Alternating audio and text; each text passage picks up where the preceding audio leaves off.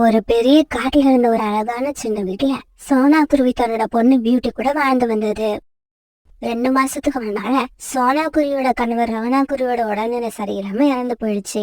தாங்கிட்ட இருந்த எல்லா பணத்தையும் செலவு பண்ணி ராணா குருவிக்கு வைத்தியம் செஞ்சோம். தன்னோட கணவர் உயிரை அதால காப்பாற்ற முடியல. இந்த மாதிரி இக்கட்டான சூழ்நிலையில தன்னோட குடும்பத்தை காப்பாத்த சோனா குருவி ரொம்பவும் கஷ்டப்பட்டுச்சு. இதனால அந்த காட்டுல உள்ள கோரிக்காவும் ஒரு பணக்கார காகத்தோட வீட்டு வேலை பார்க்க ஆரம்பிச்சது.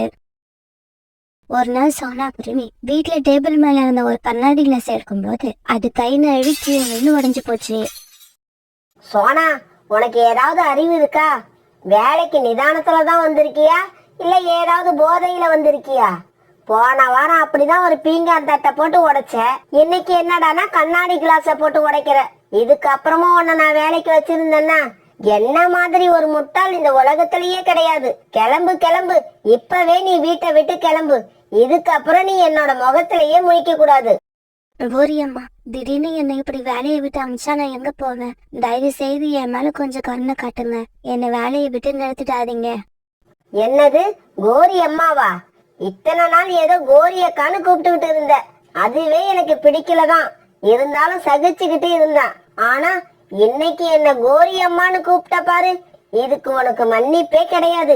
இதுக்கப்புறம் இந்த வீட்டுல உனக்கு வேலை கொடுத்தனா நான் நல்லவளே கிடையாது. கோரியக்கா, ஏதோ தெரியாதனமா வாயில வந்துடுச்சு. தயவு செய்து என்ன மன்னிச்சிடுங்க. நீங்க வேலையை விட்டு நிறுத்திட்டீங்கன்னா நானும் என் மகளும் பட்னி கிடந்ததான் சாகணும். செத்துட்டு போங்க. என்னைக்காவது ஒரு நாள் எல்லாரும் சாகதான் போறோம். நீங்க கொஞ்சம் முன்னால சாக போறீங்க, அவ்வளவுதான். அதனால யாருக்கும் எந்த பிரச்சனையும் கிடையாது. இதுக்கப்புறம் கோரிக்காகத்துக்கிட்ட பேசி எந்த பிரயோஜனமும் இல்லைங்கிறத தெரிஞ்சுக்கிட்ட சோனா குருவி எனக்கு அங்க இருந்து பறந்து போச்சு. வீட்டுக்கு போன சோனா குருவி அழுதுகிட்டே உட்கார்ந்துருந்தது.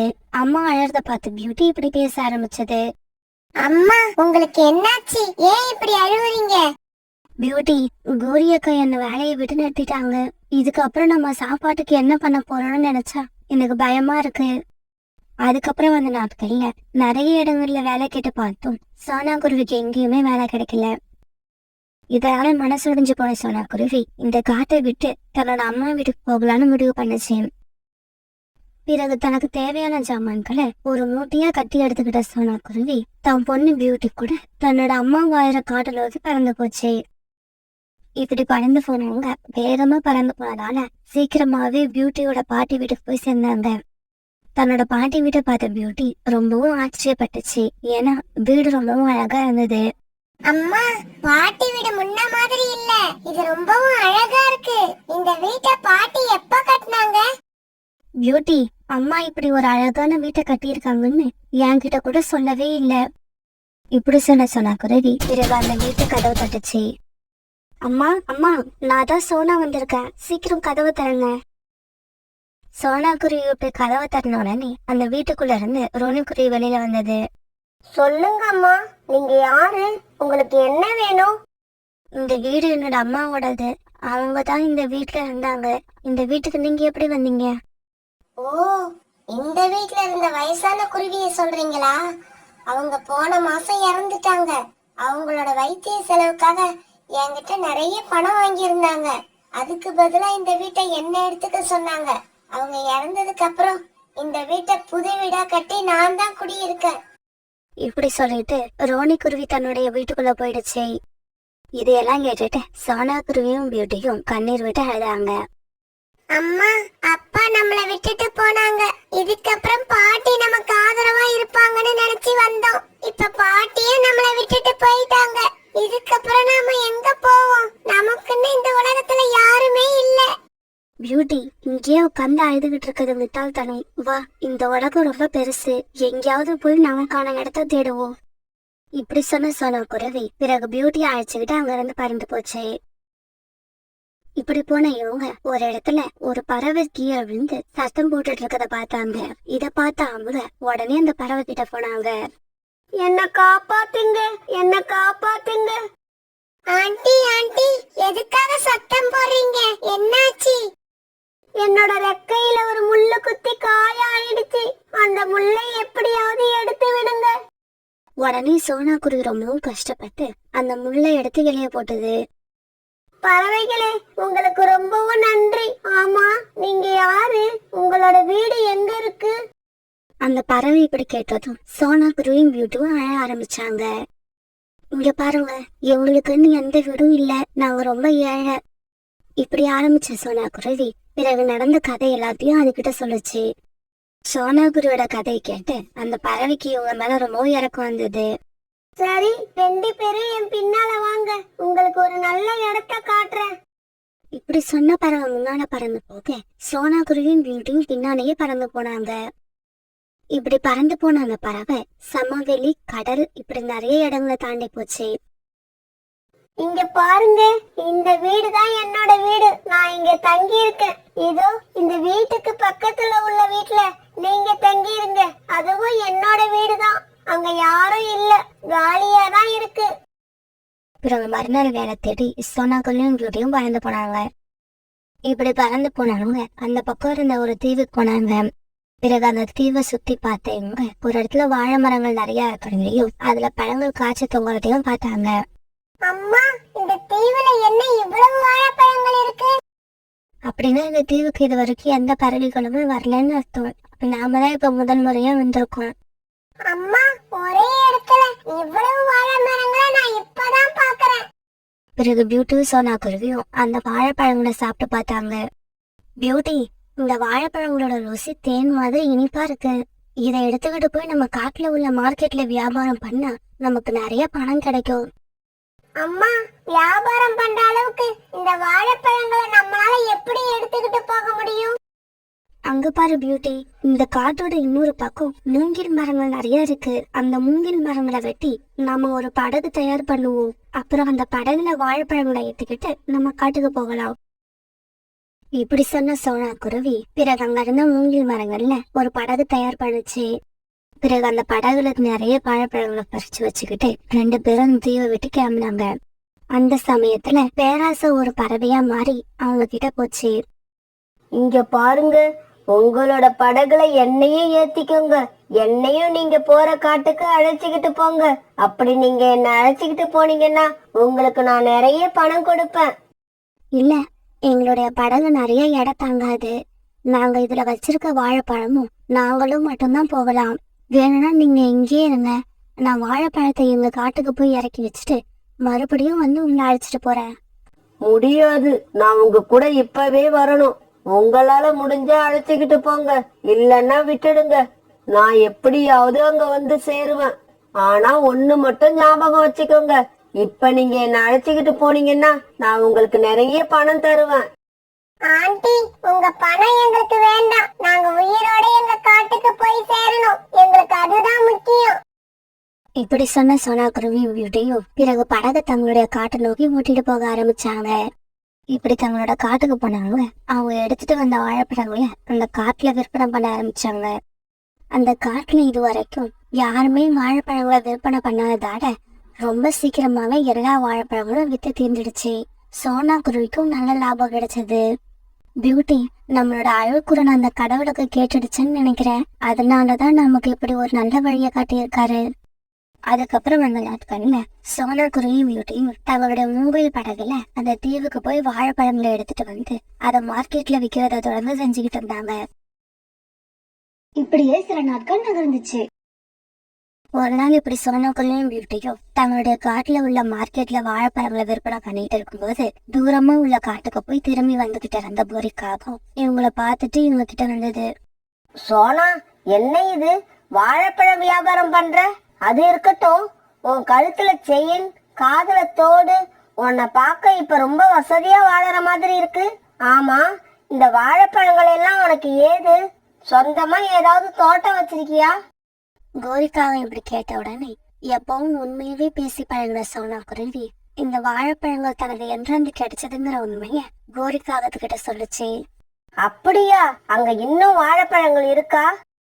ஆமா கோரியக்கா, அந்த தீவுல உள்ள வாழைப்பழங்கள் எல்லாம் ஒரு நாளும் தீண்டே போகாது. ஏன்னா அவ்வளவு வாழை மரங்கள் அங்க இருக்கு. இதை கேட்ட உடனே கோரிக்காவின் பேராசையால தனது வாயை மூடவே இல்லை. உடனே கோரிக்காக தன்னுடைய கணவர் காலுக்காகத்தை பார்க்க வேக வேகமா பறந்து போச்சு. காலுஜி, காலுஜி, சீக்கிரமா ஒரு படகை தயார் பண்ணுங்க. படகா? படகு நமக்கு எதுக்கு? அதை வச்சு நாம என்ன பண்றது? இங்க பாருங்க, நம்ம வீட்ல வேலை பார்த்துக்கிட்டு இருந்த சோனா குருவி இப்ப புதுசா ஒரு தீவை கண்டுபிடிச்சிருக்கு. அந்த தீவுல நிறைய வாழை மரங்கள் இருக்கு.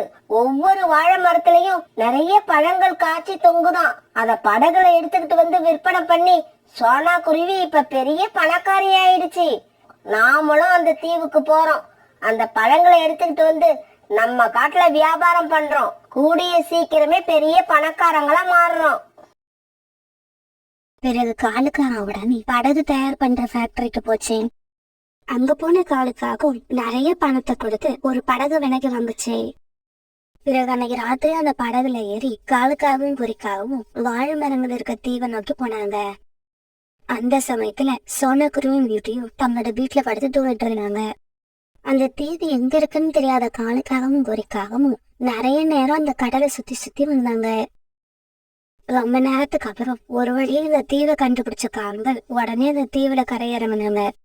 கோரி, இன்னைக்கு ராத்திரி எவ்வளவு பழங்களை பறிக்க முடியுமோ அவ்வளவு பழங்களையும் பறிச்சு எடுத்துக்கிட்டு போகணும். சோனா குருவி காலையில வந்து இந்த தீவே காலியா இருக்கிறத பார்த்துட்டு கண்ணீர் விட்டு கதறணும். காலுஜி, பேசிக்கிட்டே இருந்தீங்கன்னா எந்த காரியமும் நடக்காது. பேச்ச நிறுத்திட்டு சீக்கிரமா பழங்களை பறிச்சு படகுக்கு எடுத்துக்கிட்டு போங்க. இப்படி பேசிக்கிட்ட காலுக்காகவும் குறிக்காகவும் பழங்களை பறிச்சு தங்களுடைய படகுக்கு எடுத்துட்டு போக ஆரம்பிச்சாங்க. இப்படி பழங்களை எடுத்துட்டு போனவங்க தங்களுடைய படகு நிரம்பி வழியிற அளவுக்கு பழங்களை கொண்டு போய் சேர்த்துட்டாங்க. காலுஜி, எனக்கு என்னமோ இன்னும் பழங்களை எடுத்துக்கிட்டு போனா நல்லா இருக்கும்னு தோணுது. கோரி, இதுக்கு மேல இந்த படகுல நாம பழங்களை ஏத்துனா படகு நம்ம காட்டுக்கு போகாது, கடலுக்கு அடியில போயிடும். இப்படி பேசிக்கிட்ட காங்க அந்த தீவை விட்டு கிளம்புற சமயத்துல பேராசை ஒரு பறவையா மாறி அந்த இடத்துக்கு வந்தது. காகங்களே, என்னையும் உங்க கூட அழைச்சிக்கிட்டு போங்க. இந்த கடலோட அக்கறையில என்ன கொண்டு போய் இறக்கி விட்டுடுங்க. இங்க பாரு பறவையே, ஏற்கனவே எங்க படகுல வெயிட் அதிகமா இருக்கு. அதனால உன்னை இந்த படகுல ஏத்திக்கிட்டு போக முடியாது.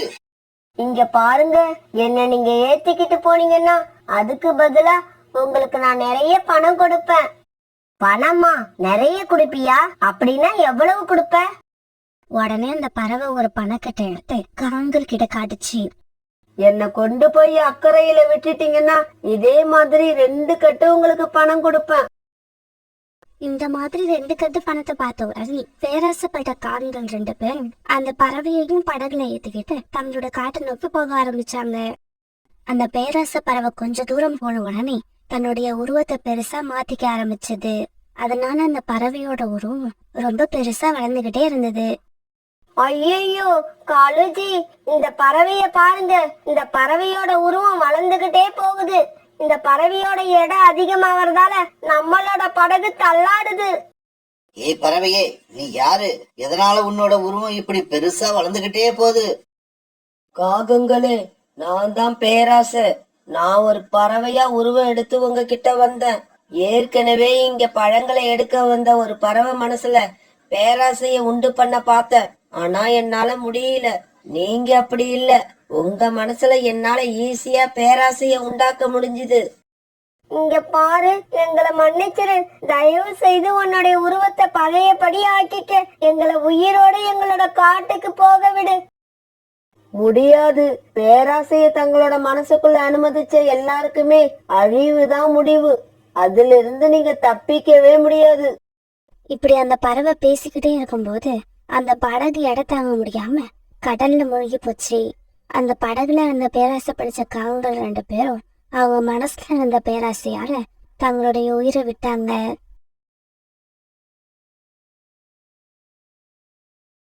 ஒரு அழகான பெரிய காட்டுல காலுக்காகவும் கோரிக்காகவும் கணவன் மனைவியா வாழ்ந்து வந்தாங்க. இவங்களுக்கு 2 பசங்க. ஒருத்தன் பேரு ஜக்கு, இன்னொருத்தன் பேரு மக்கு. 2 பேரும் ஒரே வீட்டுல ஒரே மாதிரி வளர்ந்தாலும் 2 பேரோட குணமும் வேற வேற மாதிரி இருந்தது. ஜக்குவும் சின்ன வயசுல பிடிவாதம் பிடிப்பான். அம்மா அப்பா கூட சண்டை போடுவான். ஆனா எல்லாம் மீறி போக மாட்டான். ஆனா மக்கு அப்படி இல்ல. அம்மா அப்பாவுக்கு அடங்க மாட்டான். அவங்களையே எதிர்த்து எதிர்த்து பேசிக்கிட்டு இருப்பான். அதனால மக்குவை வளர்க்கறது அவங்களுக்கு பெரிய பிரச்சனையாவே இருந்தது.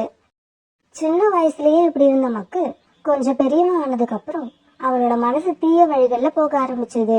இவன் வயசுல உள்ள எல்லா பறவைகிட்டையும் வம்பு இழுக்க ஆரம்பிச்சான். தேவையில்லாத பிரச்சனைகளை எல்லாம் கொண்டு வந்து அவங்க அம்மா அப்பாவுக்கு தலைவலி கொடுக்க ஆரம்பிச்சான். சோனா, மக்குவுக்கு சின்ன வயசுலயே செல்லம் கொடுத்து வளர்த்தது எவ்வளவு பெரிய தப்புன்னு இப்ப எனக்கு நல்லா புரியுது. இப்பவே என் பேச்சையோ இல்ல அவங்க அப்பா பேச்சையோ சுத்தமா கேக்குறதே இல்ல. தான் மனசுல நினைச்சபடி நடந்துக்கணும்னு நினைக்கிறான். யாரா இருந்தாலும் கை நீட்டி அடிச்சிடறான்.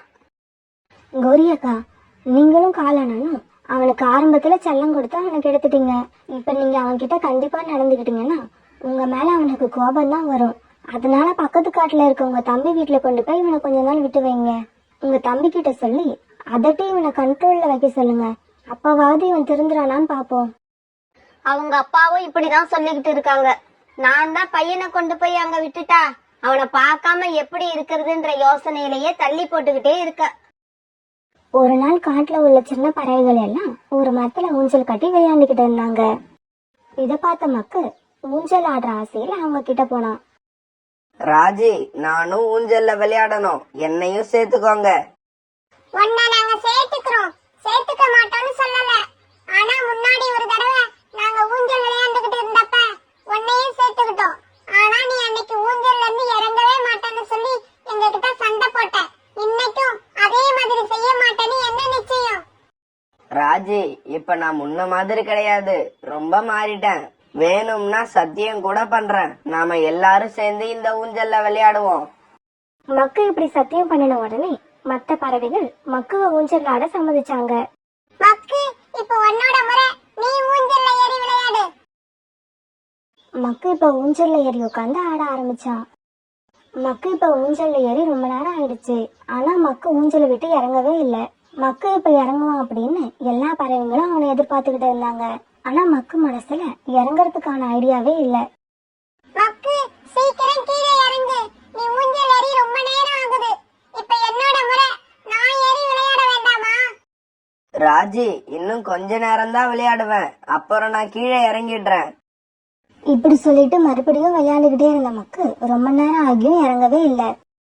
இத பார்த்த கொக்கு இப்படி பேச ஆரம்பிச்சான். மக்கு, நீ என்னதான் நினைச்சுக்கிட்டு இருக்க? கீழே இறங்கு. மத்தவங்க எல்லாம் விளையாட வேண்டாமா? குக்கு, இந்த ஊஞ்சல்ல விளையாடுறது எனக்கு ரொம்பவும் பிடிச்சிருக்கு, அதனால நான் இறங்க போறது இல்ல. நீங்க எல்லாம் வீட்டுக்கு கிளம்பலாம்.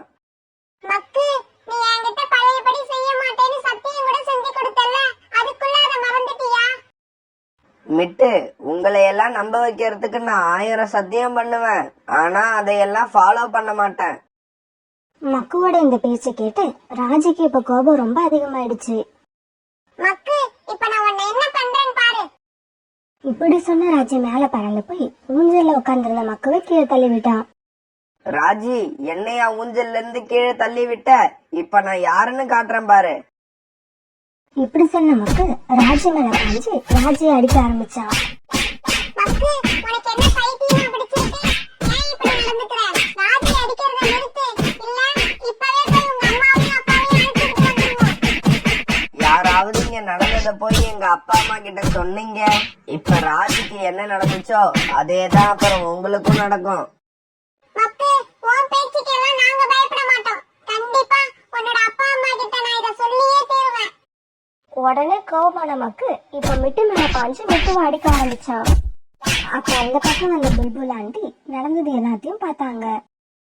என்ன இது, இந்த மக்கு இப்படி ரவுடித்தனம் பண்ணிக்கிட்டு இருக்கான். இவனை இப்படியே வளர விட்டா காட்டுல அப்புறம் அமைதியே இல்லாம போயிடும். எல்லா பறவைகளையும் அழைச்சிட்டு வந்து இதுக்கு ஒரு முடிவு கட்டி ஆகணும். இப்படி யோசிச்ச புல்புல் எல்லா பறவைகளையும் அந்த இடத்துக்கு அழைச்சிட்டு வந்தது. மக்கு, நீ திருந்தவே மாட்டியா? மறுபடி இப்படியே தான் பண்ணிக்கிட்டு இருப்பியா? காலங்கள் குக்குவோட ஆக்டிவிட்டிஸ் எல்லாம் இப்ப வர வர ரொம்ப மோசமாகிட்டே போகுது. தப்பு மேல தப்பா பண்றான். ஏன் இப்படி பண்றேன்னு கேட்டா அடிக்க ஆரம்பிச்சுட்டான். மக்கு, உன்னோட தொல்லை வர வர அதிகமாயிடுச்சு. இதுக்கப்புறம் நீ வீட்டை விட்டு வெளியில கிளம்பவே முடியாது. நான் வீட்டை விட்டு வெளியில வரதா செய்வேன், உங்களால முடிஞ்சா என்ன தடுத்து நிறுத்துங்க பாப்போம். மக்கு, அம்மாவெல்லாம் இந்த மாதிரி எதிர்த்து பேசுறது ரொம்ப தப்பு. நல்ல பிள்ளைங்க யாரும் இந்த மாதிரி எதிர்த்து பேச மாட்டாங்க. இப்ப நீ பேசுனது தப்புன்னு உங்க அம்மா கிட்ட மன்னிப்பு கேளு.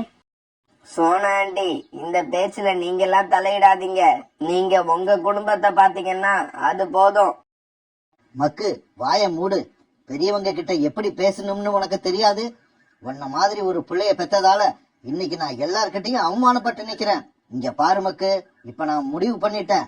இன்னும் 2 வருஷத்துக்கு நீ உங்க மாமா வீட்டுலதான் வளர போற. இந்த காட்டு பக்கம் இனிமே நீ எட்டி பார்க்க கூட முடியாது. அப்பா, நீங்க சொன்னீங்கன்னா நான் அங்க போயிடுவேனா? போக முடியாது. என்ன பண்ணுவீங்க? என்ன மிரட்டியோ அடிச்சோ அங்க அனுப்பி வைக்கணும்னு நினைச்சீங்க, நானும் திருப்பி அடிப்பேன். மக்குவோட பேச்சை கேட்டு சோனா குருவிக்கு ரொம்பவும் கோபம் வந்துருச்சு. இப்படி கோபம் வந்ததால சோனா குருவி மக்குவை உண்மையை ஆற விட்டுச்சு. நீ என்ன அப்பாவையே எதிர்த்து பேசுவியா? அவ்வளவு பெரிய ஆளாயிட்டியா? சின்ன பசங்க மாதிரி பேசணும், ரவுடி மாதிரி பேசக்கூடாது. சோனா இப்படி அரைஞ்சதால கோபமான மக்கு உடனே அந்த இடத்த விட்டு பறந்து போயிட்டான்.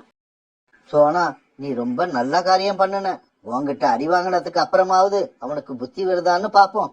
இதோ நிக்கிறான ஜக்கு, இவனையும் அவனையும் நான் ஒரே மாதிரி தான் வளர்க்கிறேன். ஆனா மக்கு மட்டும் ஏன் இப்படி ஆனான்னு என்னால புரிஞ்சிக்கவே முடியல. காலு, எனக்கு என்னமோ நீ சின்ன வயசுல இருந்து அவனுக்கு செல்லம் கொடுத்து வளர்த்துட்டேன்னு நினைக்கிறேன்.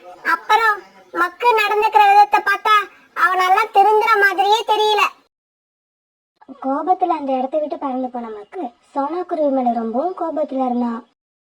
இது வரைக்கும் எங்க அப்பா அம்மா கூட என்ன அடிச்சது இல்ல. ஆனா இந்த சோனா ஆண்டி என்ன அடிச்சுட்டாங்க.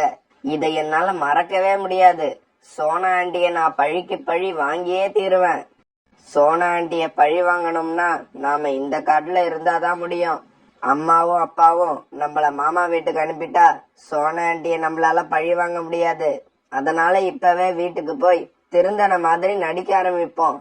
சந்தர்ப்பம் கிடைக்கும் போது சோனா ஆண்டிய பழி வாங்குவோம். இப்படி யோசிச்ச மக்கு உடனே வீட்டுக்கு கிளம்பி போனான்.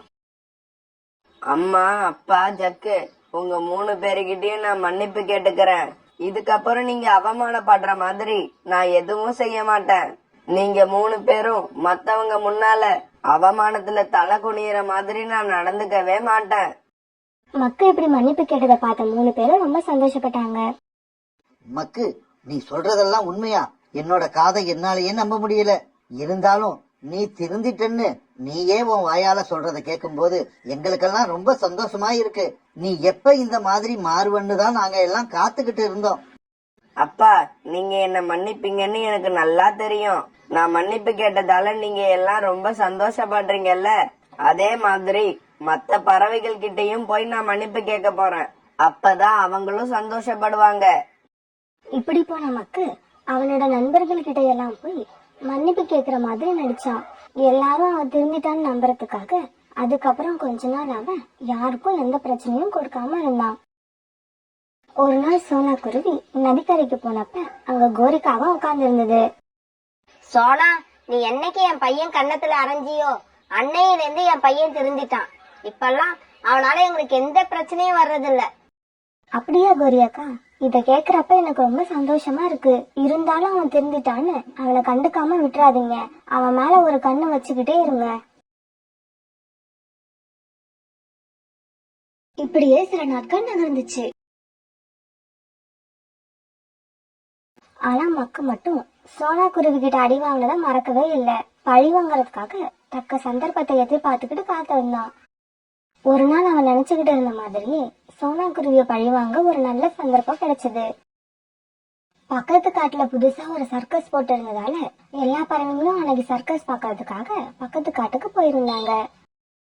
இதனால இவங்களோட காட்டுல எந்த பறவைகளுமே இல்லாம காடே வெறிச்சோடி கிடந்தது. ஆனா சோனா குருவியோட குடும்பம் மட்டும் தன்னோட குழந்தைங்கள்ல ஒருத்தவனுக்கு உடம்பு சரியில்லாதால சர்க்கஸ்க்கு போகாம வீட்லயே இருந்தது. இது தனக்கு கிடைச்ச நல்ல சந்தர்ப்பமா நினைச்ச மக்கு சோனா வீட்டுக்கு தீ வச்சு அவங்கள குடும்பத்தோட அழிக்க நினைச்சான். தான் குடும்பத்தோட சர்க்கஸ்க்கு போன மக்கு கொஞ்ச நேரம் கழிச்சு தன்னுடைய அம்மா அப்பா கிட்ட இந்த மாதிரி நடிக்க ஆரம்பிச்சான். அம்மா, அம்மா, எனக்கு வயித்த வலிக்கிற மாதிரி இருக்கு. நான் வீட்டுக்கு போறேன். கோரி, மக்குவுக்கு வயித்த வலிக்குதான். அதனால நாம எல்லாருமே இப்ப வீட்டுக்கு போயிடுவோம். சர்க்கஸ் பார்க்க நாம இன்னும் ஒரு நாளைக்கு வரலாம். அப்பா, என்னால நீங்க எல்லாரும் சர்க்கஸ் பார்க்காம திரும்பி வர வேண்டாம். நான் வீட்ல போய் கொஞ்ச நேரம் படுத்தேன்னா இந்த வலி சரியா போயிடும். அதனால நீங்க எல்லாம் சர்க்கஸ் பார்த்துட்டே வாங்க. நான் மட்டும் வீட்டுக்கு போறேன். இப்படி சொன்ன மக்கு சோனா வீட்டுக்கு தீ வைக்கிறதுக்காக தன்னுடைய காட்டை நோக்கி திரும்பி வந்தான். இப்படி கிளம்பின மக்கு வர வழியிலேயே ஒரு தீப்பந்தத்தையும் செஞ்சு எடுத்துக்கிட்டான். தீப்பந்தத்தை எடுத்துக்கிட்டு தன்னோட காட்டுக்கு வந்த மக்கு சோனா குருவியோட வீட்டுக்கு தீய வச்சுட்டான். ஆரம்பத்துல வெளிப்புறமா எரிஞ்சுகிட்டு இருந்த தீ கொஞ்ச நேரத்துல உள்பக்கமும் பரவ ஆரம்பிச்சுது. சோனா, நம்ம வீடு தீ பிடிச்சிருச்சு. நாம இப்ப என்ன பண்றது? இதுல இருந்து எப்படி தப்பிக்கிறது? என்னங்க, அங்க பாருங்க, நம்ம குக்கு மட்டும் தனியா தூங்கிட்டு இருக்கான். வாங்க முதல்ல அவனை போய் காப்பாத்துவோம். சோனா குருவி இப்படி சொல்லிக்கிட்டு இருக்கும் போது குக்கு படுத்திருந்த கூட்டுல ஒரு நெருப்பை விழுந்து குக்கு தீப்பிடிச்சு எரிய ஆரம்பிச்சான். தீயோட வேகம் ரொம்ப அதிகமா இருந்ததால இவங்களால ஒண்ணுமே பண்ண முடியல. குக்கு அந்த நெருப்புல கருகி இறந்தே போயிட்டான். பிறகு ராணா குருவி எப்படியும் சோனா குருவியையும் தன்னோட இன்னொரு குழந்தையும் காப்பாத்தி வீட்டை விட்டு வெளியே அழைச்சிட்டு வந்துருச்சு. சோனா வீடு இப்படி தீப்பிடிச்ச செய்தி கேட்டு சர்க்கஸ்க்கு போயிருந்த எல்லா பறவைகளும் சோனா குருவி வீட்டுக்கிட்ட வந்துட்டாங்க. இந்த நெருப்பு யாரோ எங்க வீட்டுக்கு வேணும்னே தான் வச்சிருப்பாங்க. ஏன்னா நெருப்பு பிடிச்ச சமயத்துல எங்க வீட்டுல அடுப்பு கூட எரியல. சோனா, நீ சொல்றது சரிதான். இருந்தாலும் அந்த சமயத்துல இந்த காட்டுல உங்க குடும்பத்தை தவிர வேற எந்த பறவையுமே இல்ல. எல்லாருமே சர்க்கஸ் தான் போயிருந்தோம். இப்ப ஒன்னாதான் திரும்பி வரோம். ரீட்டா கிளிக்கு இப்படி சொன்னதுக்கு அப்புறம் தான் காலுக்காகத்துக்கும் கோரிக்காகத்துக்கும் தங்களுடைய பையன் மக்கு மேல சந்தேகம் வர ஆரம்பிச்சுது. ரீட்டா, அப்படி இல்ல. என்னோட பையன் மக்கு வயித்த வலிக்குதுன்னு நம்ம கூட சர்க்கஸுக்கு வந்தாவன் உடனே திரும்பி வந்துட்டான். மக்கு, உண்மைய சொல்லு. சோனா ஆண்டி வீடு தீ பிடிச்சது உனக்கு தெரியுமா? நீ அப்பெல்லாம் நம்ம வீட்டுல தானே இருந்த. இல்ல, இந்த வீட்டுக்கு தீ வச்சது நான் தான். அன்னைக்கு என்ன கன்னத்துல அரைஞ்ச சோனா ஆண்டிய பழி வாங்கறதுக்காக தான் நான் இப்படி எல்லாம் செஞ்சேன். இப்படி தீ வச்சதுக்கு அப்புறம் தான் என் மனசு அமைதியா இருக்கு. இந்த வீடு எரிஞ்சத பார்த்ததுக்கு அப்புறம் தான் நான் சந்தோஷமா இருக்கேன். அடப்பாவுமே, சோனா ஆண்டி மேல உள்ள கோவத்துல ஒரு சின்ன உயிரை கொலை பண்ணிட்டியடா பாவி. மக்கு, நீ எங்களோட குழந்தையே கிடையாது. நீ செஞ்ச தப்புக்கு உனக்கு தக்க தண்டனை வாங்கி கொடுப்பேன். இந்த வழக்கை விசாரிச்ச பரந்து மகாராஜா மக்கு திரும்பி வாயறதுக்கு ஒரு சந்தர்ப்பம் கொடுத்தாரு. மக்கு, நீ செஞ்சது தப்புன்னு மன்னிப்பு கேட்டு இதுக்கப்புறம் திருந்தி வாழ்வன்னு உறுதிமொழி கொடுத்தா உனக்கு 3 வருட ஜெயில் தண்டனை கொடுத்து உயிரோட விடுவேன். இதுக்கு நீ ஒத்துக்கல, உனக்கு மரண தண்டனை தான். ஆனாலும் மக்கு மன்னிப்பு கேட்க மறுத்ததால வேற வழி இல்லாத பரந்து மகாராஜா அவனை தூக்குல போட சொல்லி தண்டனை கொடுத்துட்டாரு. அரண்மனையில வேலை பாக்குறவங்க மக்குவ தூக்குல போட்டு தண்டனையை நிறைவேற்றிட்டாங்க.